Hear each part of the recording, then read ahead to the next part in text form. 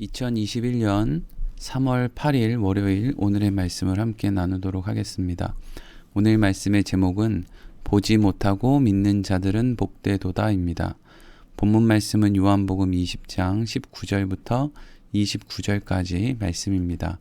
제가 읽겠습니다.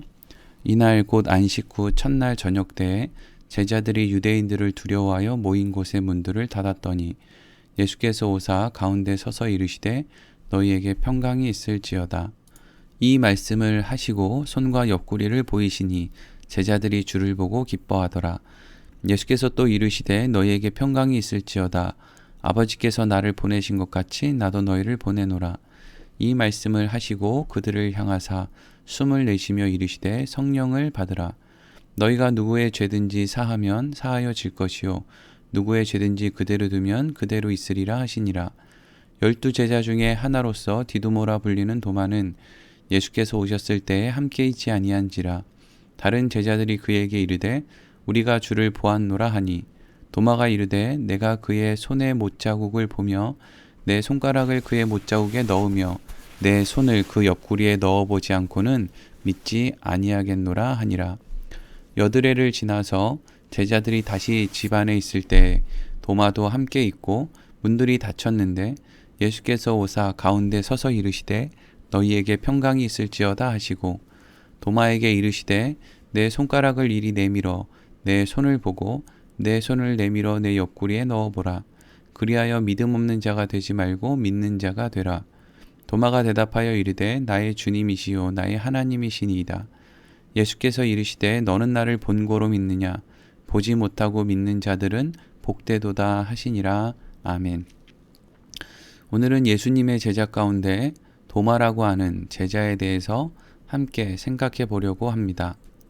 예수님의 제자 가운데 도마에 대한 말씀의 기록을 먼저 함께 살펴보도록 하겠습니다. 오늘 24절 말씀입니다. 12 제자 중에 하나로서 디두모라 불리는 도마는 예수께서 오셨을 때에 함께 있지 아니한지라. 아멘. 예수님의 제자 중에 도마가 사람들에게 무엇을 하고 불렸습니까? 디두모라고 불렸습니다. 디두모는 쌍둥이라는 뜻을 가지고 있는 말입니다. 그러니까 도마는 쌍둥이였다는 것을 우리가 알 수 있는 것이죠.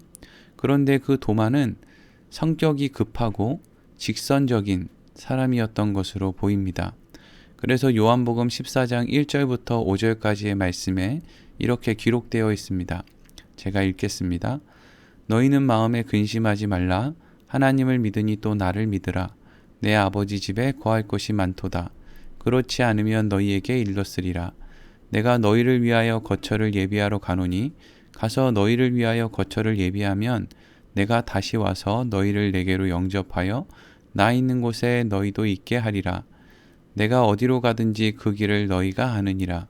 도마가 이르되 주여 주께서 어디로 가시는지 우리가 알지 못하거늘 그 길을 어찌 알겠사옵나이까. 아멘. 예수님께서 천국에 대해서 말씀을 하시고 또 그곳에 가면 제자들을 위한 거처를 예비하겠다라고 하는 말씀을 하고 계실 때 도마가 직선적인 말로 분위기를 깹니다. 무슨 말을 했습니까? 예수님 지금 무슨 말씀 하시는 겁니까? 예수님이 도대체 어디로 가는데 도대체 우리는 예수님이 어디로 가는지도 알지 못하는데 무슨 좋은 것을 우리를 위해서 예비해 주신다는 것입니까? 어디로 가시는지나 분명하게 말씀해 주세요. 라는 식의 이야기를 한 것이었습니다. 그리고 또 예수님께서 예루살렘과 또 가까이 있는 베다니에 사는 나사로에게 가시겠다라고 말씀을 하셨을 때 도마는 이렇게 예수님에게 또 제자들 앞에서 이렇게 이야기를 합니다. 요한복음 11장 16절 말씀입니다. 디두모라고도 하는 도마가 다른 제자들에게 말하되 우리도 주와 함께 죽으러 가자 하니라. 아멘. 디두모라고 불리는 도마는 성격이 급한 것 같습니다. 또 분위기 파악을 잘하지 못하는 것도 같습니다. 그런데 한 가지 확실한 것은 도마가 예수님을 싫어하는 것처럼 보이지는 않는다는 것입니다. 오히려 예수님을 좋아하고 예수님을 사랑하는 것처럼 보인다는 것이죠. 그래서 도마는 예수님께서 예루살렘 근처에 있는 베단이라고 하는 나사로의 집에 가신다고 했을 때도 비록 죽으러 가는 것 같은 예수님의 가시는 그 길이지만 그럼에도 불구하고 자신은 함께 가겠다. 또 우리 모두가 함께 가자라고 그렇게 말을 한 것이었습니다. 그런데 도마가 분명히 예수님을 좋아하고 예수님을 사랑하는 것 같기는 한데 도마가 예수님에 대한 믿음이 있는가? 예수님에 대한 바른 믿음을 가지고 있는가라고 물으면 사실 도마는 예수님에 대한 어떤 바른 믿음은 없는 것 같아 보입니다. 예수님을 사랑해서 죽음의 길을 같이 간다고 하는 사람에게 예수님을 믿는 바른 믿음이라는 것을 찾아보기가 어렵다는 것은 참으로 놀랍지 않습니까? 그런데 오늘날 하나님을 믿노라고 말하는 사람들도 결국 이렇게 당신 하나님 사랑하세요? 예수님을 사랑하세요? 라고 말을 하면 다 사랑한다고 말을 한다는 것이죠. 그런데 하나님을 믿으세요? 예수님을 믿으세요? 라고 이렇게 이야기를 할 때는 뭔가 분명하게 대답을 하기 어려운 그런 모습이 있다는 것입니다. 많은 사람들이 예수님의 제자 가운데 도마를 믿음 없는 사람, 또 예수님이 부활하신 이후에 제자들을 찾아왔을 때 그 자리에 있지 않았던 사람, 또 보지 않고는 믿지 못했던 사람으로 생각하기도 합니다. 그런데 그렇기 때문에 성경이 기록하고 있는 도마에 대한 기록은 사실 우리에게 참으로 은혜가 됩니다. 왜냐하면 오늘날 우리의 모습이 바로 이 도마의 모습과 너무 닮아 있기 때문입니다. 부활하신 예수님께서는 예수님의 제자들이 모여있던 곳으로 찾아오셨습니다. 요한복음 20장 19절 말씀입니다. 이날 곧 안식 후 첫날 저녁 때에 제자들이 유대인들을 두려워하여 모인 곳의 문들을 닫았더니 예수께서 오사 가운데 서서 이르시되 너희에게 평강이 있을지어다. 아멘. 예수님께서 언제 제자들을 찾아오셨습니까? 안식 후 첫날, 우리가 지금 주일로 지키는 날에 제자들에게 찾아오셨습니다. 그리고 그때 제자들은 무엇을 하고 있었습니까? 자신들을 찾는 유대인들을 두려워하여 문을 닫고 숨어 있었습니다. 이때 제자들의 모습이 지금 이 자리에 있지 않았던 도마의 모습과 비교했을 때 어떤 믿음의 우월함을 느낄 만한 기록이 있습니까? 그렇지 않습니다. 이 자리에 있었던 제자들이나 없었던 도마나 같은 수준이었다는 것을 알 수 있습니다. 그런데 나머지 제자들은 도마보다 예수님을 조금 더 일찍 만났던 것 뿐이죠. 예수님께서 제자들에게 무엇이라고 말씀하셨습니까? 너희에게 평강이 있을지어다 라고 말씀하셨습니다. 왜요? 제자들에게 평강이 없었기 때문이죠. 자신들을 죽이려고 하는 유대인들도 무섭고 자신들이 배신한 예수님의 부활도 걱정되는 겁니다. 어떻게 평강할 수 있겠습니까? 그리고 제자들이 요구하지도 않았는데 예수님께서 무엇을 보여주셨습니까? 오늘 20절 말씀입니다. 이 말씀을 하시고 손과 옆구리를 보이시니 제자들이 주를 보고 기뻐하더라. 아멘. 예수님께서 제자들에게 손과 옆구리를 먼저 보여주셨습니다. 그리고 그 모습을 보고 제자들이 기뻐합니다.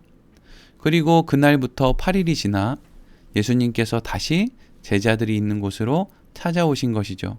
근데 그날에는 도마가 제자들과 함께 그 자리에 있었다는 겁니다. 오늘 24절과 25절 말씀입니다. 12제자 중에 하나로서 디도모라 불리는 도마는 예수께서 오셨을 때에 함께 있지 아니한지라. 다른 제자들이 그에게 이르되 우리가 주를 보았노라 하니 도마가 이르되 내가 그의 손에 못자국을 보며 내 손가락을 그 못자국에 넣으며 내 손을 그 옆구리에 넣어보지 않고는 믿지 아니하겠노라 하니라. 아멘. 도마는 예수님을 만났다고 하는 제자들에게 자신이 예수님의 손과 옆구리에 손을 넣어보지 않으면 믿지 않겠다라고 하는 말을 합니다. 그런데 도마가 이러한 말을 하게 된 이유가 있습니다.